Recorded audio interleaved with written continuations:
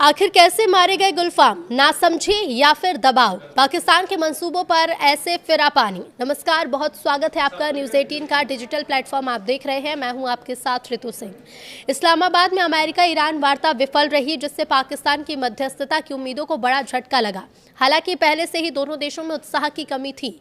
America परमाणु निशस्त्रीकरण चाहता था, जबकि ईरान संवर्धित यूरेनियम और हॉर्मुज़ स्ट्रेट पर नियंत्रण छोड़ने को भी तैयार नहीं। अब ऐसे में पाकिस्तान का इस वार्ता में बड़ी अम्मा बनना उसके लिए काम नहीं आया। इस्लामाबाद वार्ता शुरू होने के आसपास ही कहा जा रहा था कि वार्ता बेनतीजा साबित हो जाएगी, क्योंकि ना तो अमेरिका और ना ही ईरान इस वार्ता को लेकर बहुत उत्साही है। कहा जा रहा है कि पाकिस्तान जिस तरह से उछल कर इस वार्ता में बड़ी अम्मा बन रहा है, वो युद्ध की असली वजह से या तो वाकिफ नहीं है या सऊदी अरब के दबाव को झेल नहीं पा रहा। पाकिस्तान के फेवर में सिर्फ एक ही बात थी कि वो शी जिनपिंग और ट्रंप दोनों का करीबी बना हुआ है। इसके अलावा ईरान इजरायल युद्ध से वो सबसे ज्यादा प्रभावित भी हो रहा था। ईरान की सीमा उसके साथ सटती है, इसलिए युद्ध जितना लंबा खिंचेगा पाकिस्तान में उतनी ज्यादा बर्बादी तय मानी जा रही है। अमेरिका और ईरान दोनों कुछ दिनों का समय चाहते थे। प्रेसिडेंट डोनाल्ड ट्रंप को भय था कि युद्ध चलता रहा तो मिड टर्म पोल के बाद उनकी कांग्रेस में बढ़त कम होगी। उन्होंने वार्ता के जरिए खुद को इस आरोप से मुक्त कर दिया कि ईरान पर हमले में इजरायल के दबाव में ट्रंप कूदे। दूसरी तरफ ईरान को भी अपनी सेना के लिए हथियार जुटाने का अवसर मिल गया। चीन और रूस ईरान को हथियार सप्लाई कर रहे हैं और उनके हथियार से लदे जहाजों की खेप अब बढ़ेगी। अमेरिका की तरफ से वार्ता करने आए उपराष्ट्रपति जेडी वेंस वार्ता को विफल बताते हुए वापस लौट गए हैं। उधर ईरान का आरोप है कि अमेरिका अपनी शर्तें लादना चाहता था।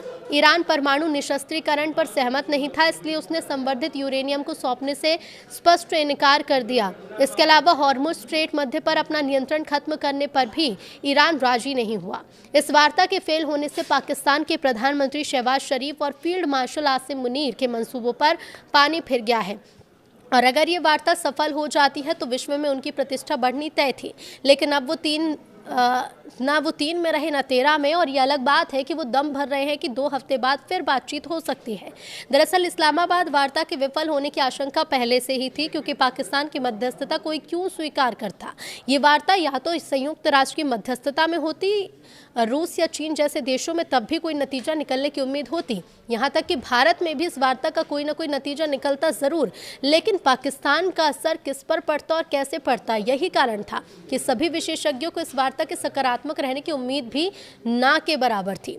दोनों देश अपने अपने दाव चल रहे थे। हॉर्मुज़ तो एक बहाना था। अमेरिका ईरान से संवर्धित यूरेनियम लेना चाहता था।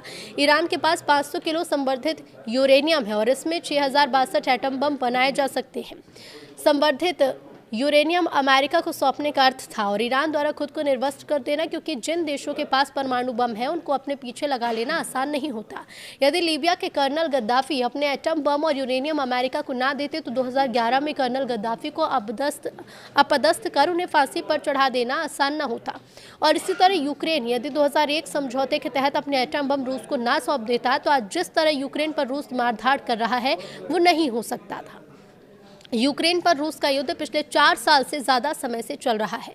अब इसमें कोई शक नहीं कि 28 फरवरी से 8 अप्रैल तक ईरान अमेरिका में जो युद्ध चला उसमें ईरान को जान माल का बहुत नुकसान हुआ। लेकिन यदि ईरान के पास यूरेनियम की खेप ना होती तो उसका बचा रह पाना भी संभव नहीं था। इसलिए ईरान किसी भी हालत में यूरेनियम अमेरिका को सौंपने वाला नहीं है। जिस किसी ने लीबिया का हश्र देखा है वो क्यों लीबिया मॉडल को अपनाएगा। 2003 में लीबिया पर प्रतिबंध हटाने के लालच में राष्ट्रपति कर्नल गद्दाफी ने अपने सारे परमाणु हथियार अंतर्राष्ट्रीय परमाणु ऊर्जा एजेंसी को सौंप दिए थे। बाद में विद्रोहियों ने उनका सफाया कर दिया था। ईरान इस मॉडल को मानने से मना कर रहा है और जब तक वो अमेरिका की शर्तों को नहीं मानेगा तब तक कोई भी वार्ता सफल नहीं होगी।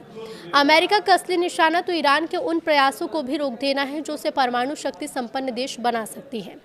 जहां तक हॉर्मुज़ स्ट्रेट को खोलने का मामला है, अमेरिका का उससे कुछ बनता बिगड़ता नहीं दिख रहा। हॉर्मुज़ का असर पाकिस्तान, भारत से लेकर जापान आदि देशों पर ज़्यादा पड़ेगा।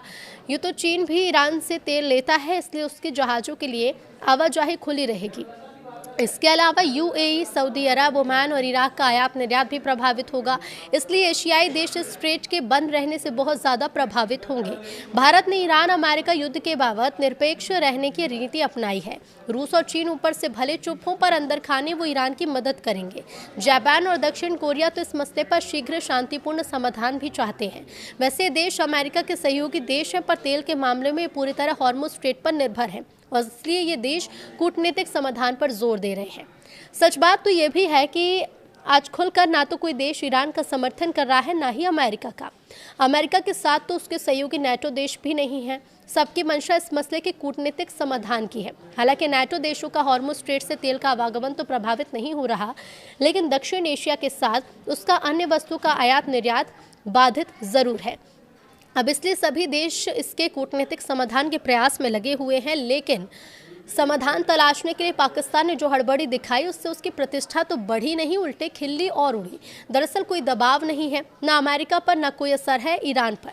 भले वो परमाणु शक्ति संपन्न हो, लेकिन उससे अमेरिका का पिट्ठू ही माना जाता है। इसीलिए चीन को लेकर भी कई तरह की बातें कही जाती हैं। हालांकि वहां सेना के हर क्षेत्र में दखल अंदाजी उसका कोई स्थिर स्वरूप भी नहीं बनने देती। पाकिस्तान पर यह वार्ता यदि किसी ताकतवर मध्यस्थ देश या फिर संयुक्त राष्ट्र की पहल पर होती तो शायद इस तरह बेनतीजा ना होती। अमेरिका और ईरान दोनों ने इस्तेमाल किया, कोई भी देश उसे लेकर गंभीर नहीं था। रूस तो इस वार्ता पर एकदम चुप था। अलबत्ता चीन ने कुछ पहल अवश्य की, लेकिन एक साधन विहीन देश कितनी भी चाहे चतुराई दिखाए, उसकी पोल खुलती ही है। और इसलिए इस बेनतीजा बातचीत का ठीकरा दोनों देश अब पाकिस्तान पर ही फोड़ेंगे।